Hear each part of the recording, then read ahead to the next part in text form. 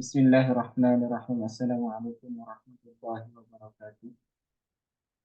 Bismillah, alhamdulillah, wassalatu wassalamu ala rasulillah, amma ba'd.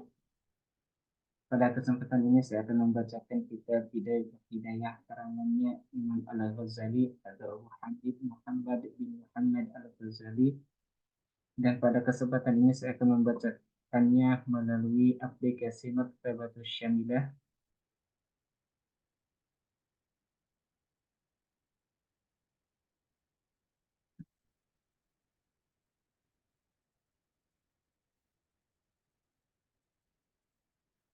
Ada ya yang saya akan membacakan terkait adabul ghusli atau adab atau etikanya mandi.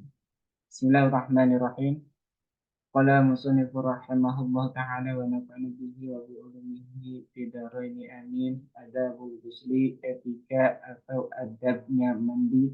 Mandi di sini adalah mandi wajib atau yang kita atau mandi janabah. Fa idza asabatka janabatun, ketika kamu mengalami janabah dan ihtilami sebab ihtilam atau bersuci atau bersuci. Jadi ketika kita mengalami ihtilam atau bersuci, maka kita diwajibkan mandi.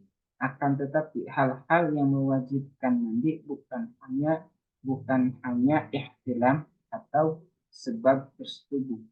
Ada 6 hal-hal yang mewajibkan mandi.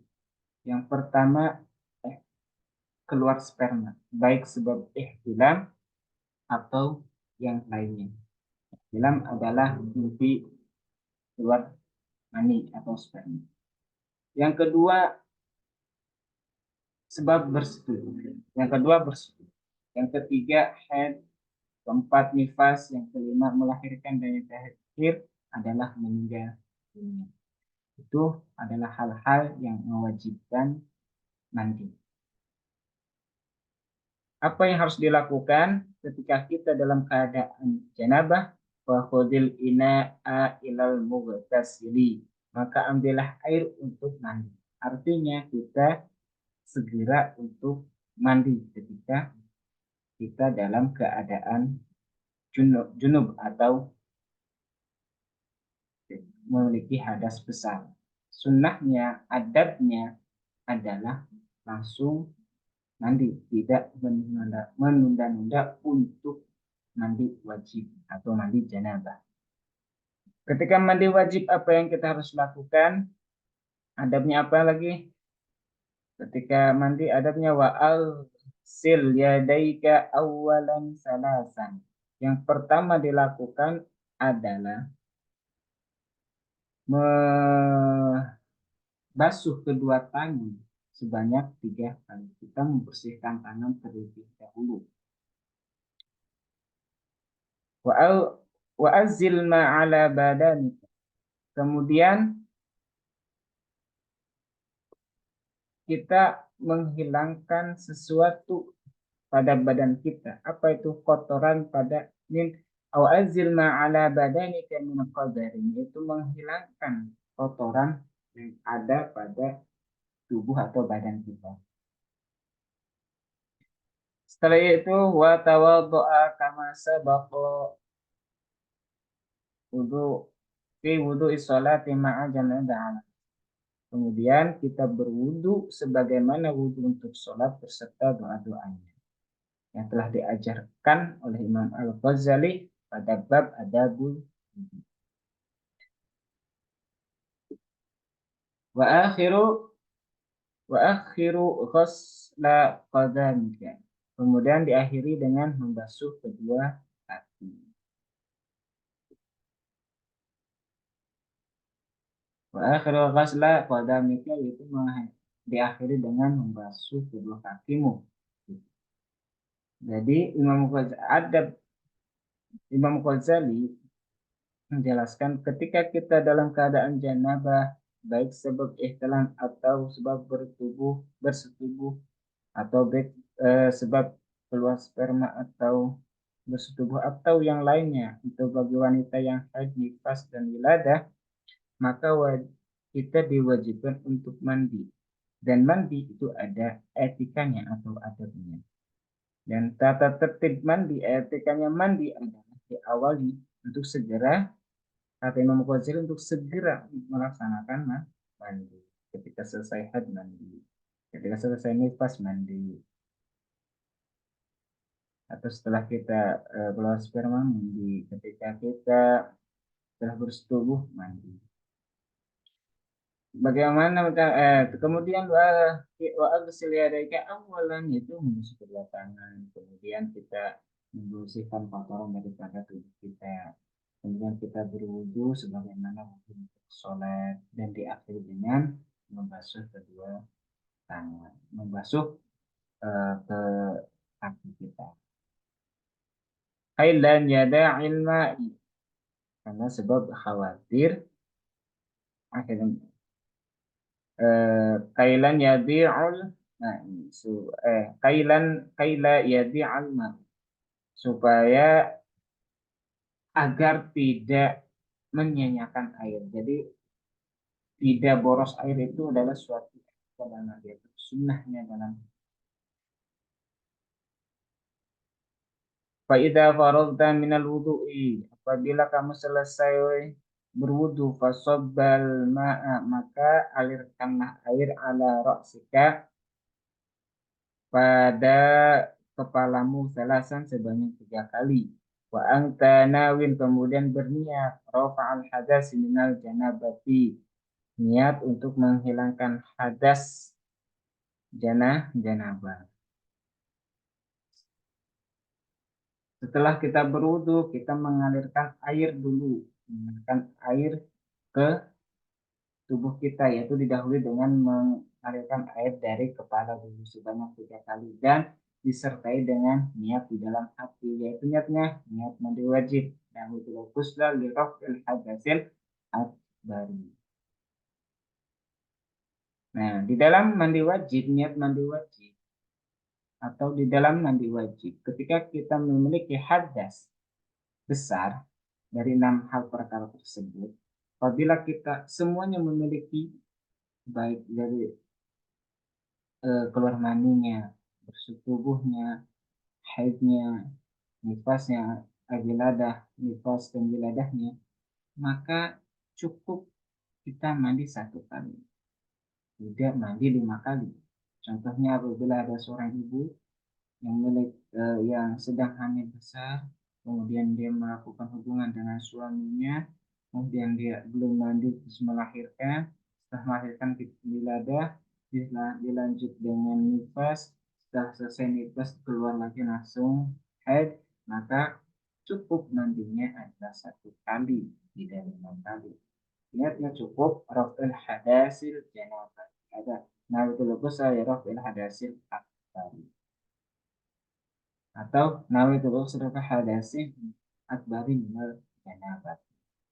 Kemudian apa yang dilakukan? Tsumma ala syiqqikal aimani, kemudian mengguyurkan atau membasuh pada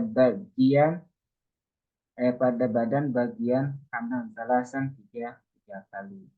Kemudian tsumma alal aisaril salasan, kemudian bagian kiri salasan, dari kepala ke kanan 3 kali, kepala 3 kali, sambil berniat dalam hati, kemudian sebelah kanan 3 kali, mengguyurkan air sebelah kiri 3 kali. Wadluk wadluk ma akbala min badanika wa ma ada barokatan.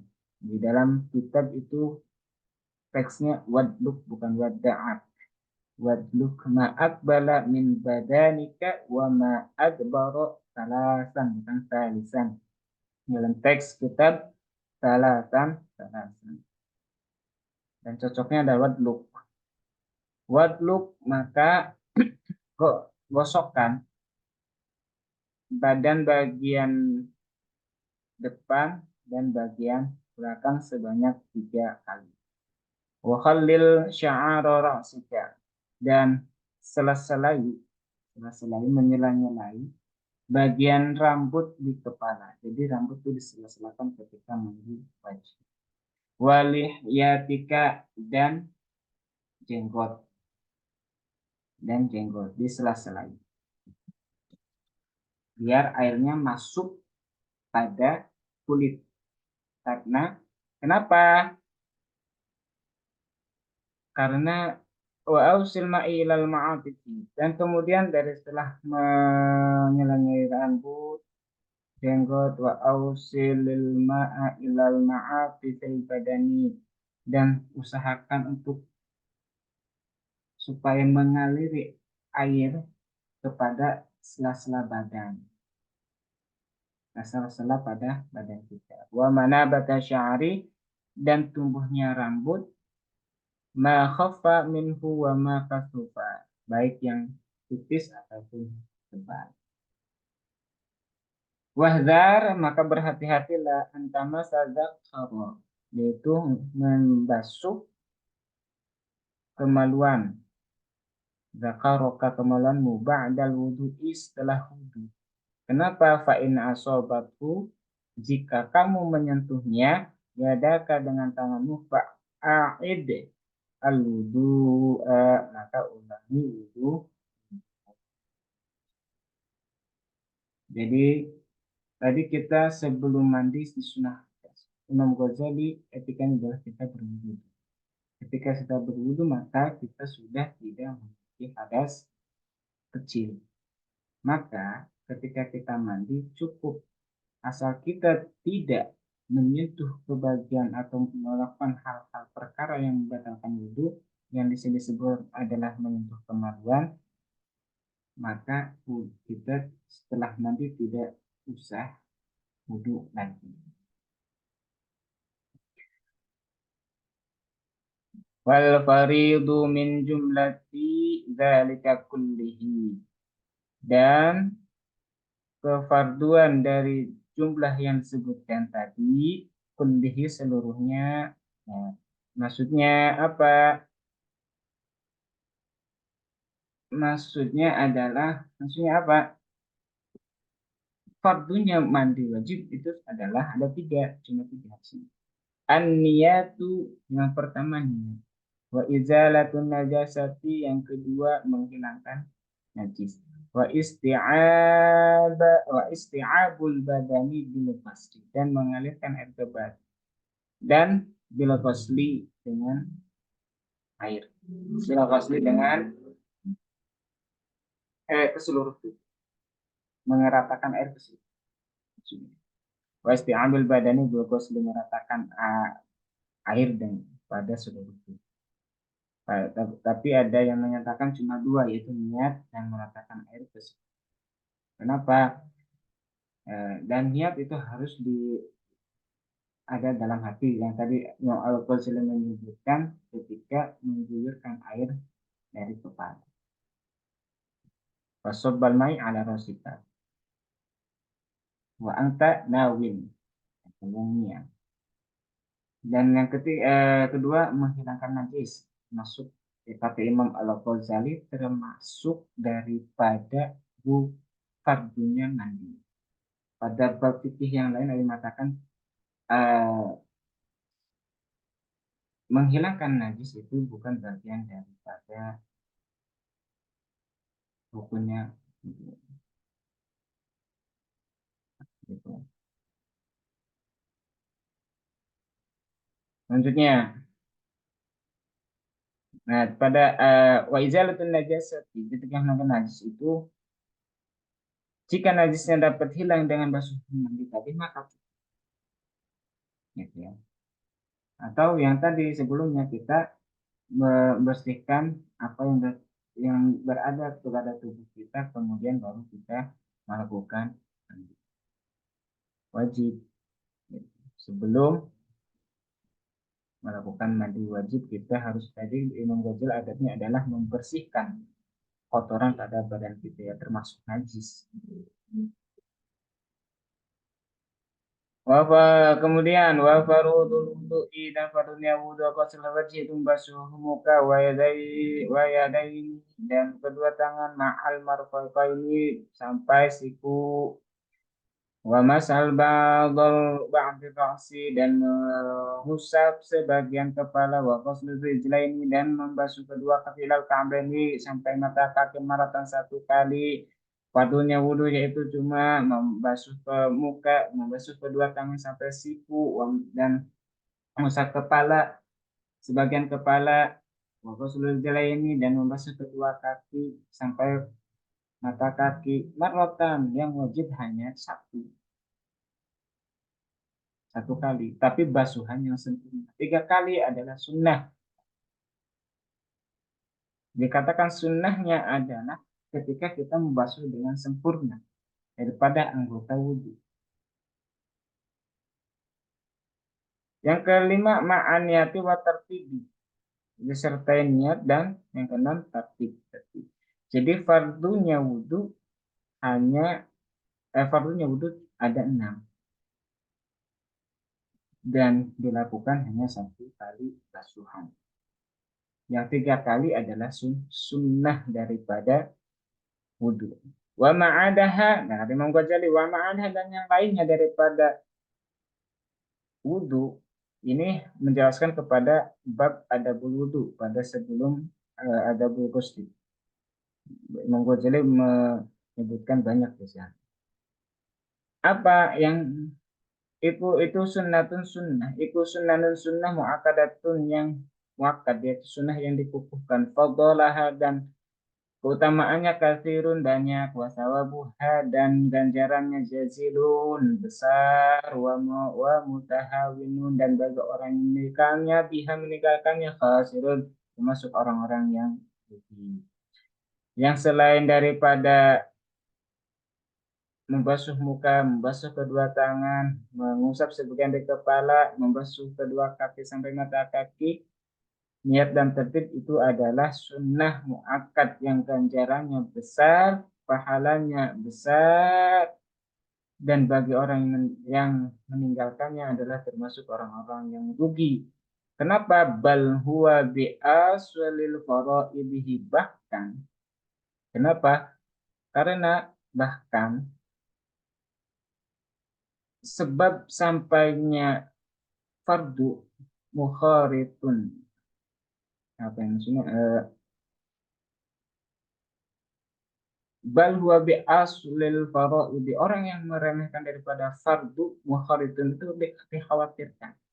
Fa inna, kenapa dikhawatirkan? Karena fa inna nawafila, karena sungguhnya kesunahan, jawabirun, itu menambah lil faraidi, pada suatu yang fardu. Maka ulama mengajarkan kita untuk menjaga daripada adab dalam ibadah, yaitu ketika para ulama mengajarkan kepada kita untuk menjaga adab, karena ketika menjaga adab maka kita akan menjaga sunnah, dan ulama ketika kita menjaga sunnah maka kita akan menjaga daripada wajib atau kewajiban. Wallahu a'lam bishawab. Mungkin segitu penjelasan daripada adabul ghusli, etika atau adab mandi wajib. Kurang lebihnya mohon maaf. Wassalamualaikum warahmatullahi wabarakatuh.